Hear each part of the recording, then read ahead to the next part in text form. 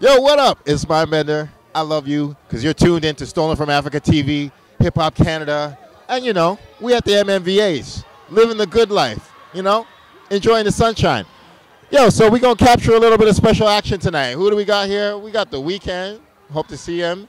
P-Rain's up in the cut. Classified's in the cut. SonReal's in the cut. Homie Decisive was in the cut. Yo, I hope to see Cardinal. Cardinal always shows up. But, yeah. T-Rex was rolling around with a T-Rex. What a crazy night. Yo, mad love for showing up.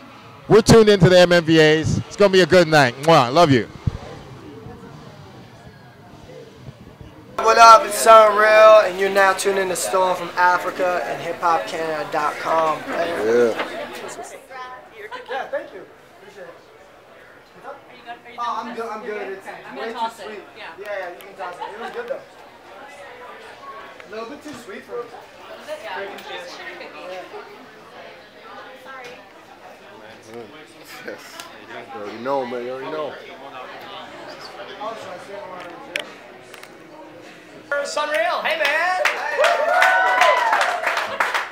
You can grab any mic. The middle mic. Yeah, congrats on the win. How does that feel? It feels fantastic, man. We've been working at this for so long and kind of having the vision inside our head, like we want to, be here and be receiving awards, and just being nominated is awesome. So to win one was amazing. And we had fun shooting the video, and I'm proud of the video. So it's not like a video where I was like, it wasn't the song for us. Like I'm proud of everything about it. So. Yeah. You're based in Vancouver, so I've been asking Canadian artists who are here and doing the press room. Did you grow up watching the MMVAs at all? Yeah, I definitely watched it. I was a fan of music as a kid. I watched the Junos growing up with my family, with my parents. I watched the MMVAs with my sisters. It was more of a kind of kid thing and stuff. I was a big fan of Atlantis Morissette and all sorts of stuff. I don't know. I liked all sorts of artists that were at the MMVAs back then. Bryan Adams and all sorts of stuff. And rap Cardinal, Chuck Blair, Cardinal. I love all that stuff too. Well, you got to work with people like Cardinal and other rappers that you've looked up to. So what is that like for you, getting to work with these people who you looked up to, and now as their equal? It's humbling, man. I've always wanted to work with Cardinal and people that I've got a chance to work with. Not only on the rapping side, but the production side, working with other artists that do the same thing I do and produce as well. But it's just humbling, man.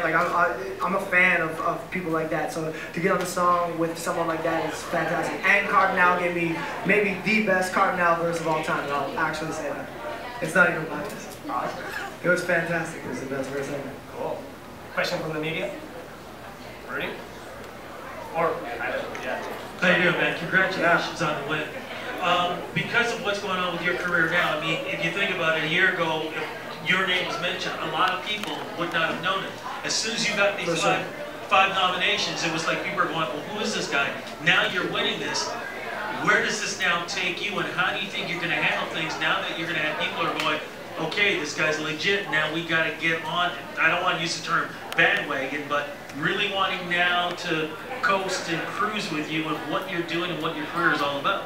It's the same plan as it kind of always was, man. We just work really hard at this. We keep our heads down.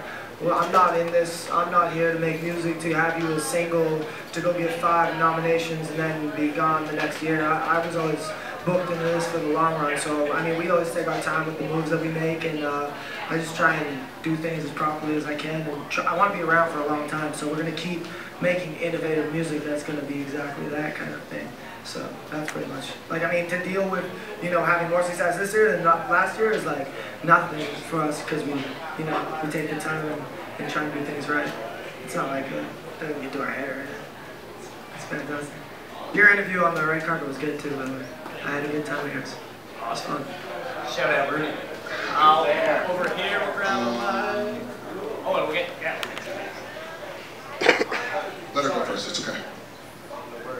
Want to go? Alright. Thanks. Many artists, especially hip-hop artists, are intimidated by the process of applying for something like MuchFACT. You did it and you won tonight. So what words of encouragement do you have for aspiring hip-hop artists across the country who might be thinking about applying? First off, I'd say obviously get working with some people that aren't just like for me, I've always been just trying to get better at music and focusing on my energy on music. So I needed a great manager, and I needed like somebody to deal with that kind of stuff and to learn. And he learned from round one too, the same way I learned from square one with doing my music. But I would say to anybody, like no matter what status you're at, apply for those MuchFACTs and actually take the time to do a great job at it. I actually was fortunate enough to receive my first MuchFACT I ever applied for ever, and I had no name, no fans, nobody, and I got the full. We got the full MuchFACT at the time, and it was insane for us. And the video went on to, you know, make the MuchMusic countdown, and it went on to, you know, be my first video to get over 100,000 views on YouTube, and you know, like, and I really didn't have a lot in my court going into it. So I guess my advice would be to, for like artists coming up, is to take the time, put together a great application, be professional, brand yourself right on it, and just go for it. Go for it every round too. Don't ever give up. I mean, I've been denied lots of the time, but we've also got a lot of them too. So, and they've changed my whole career. Like, you never know. What's up, my man? Stokes. Hey, yo, what's up? What's up? What's up? Now you've been doing this since you were like 15, back in Vernon. Yeah. At one point, you decided to switch, head out to Vancouver. What brought that change, and how was that for you?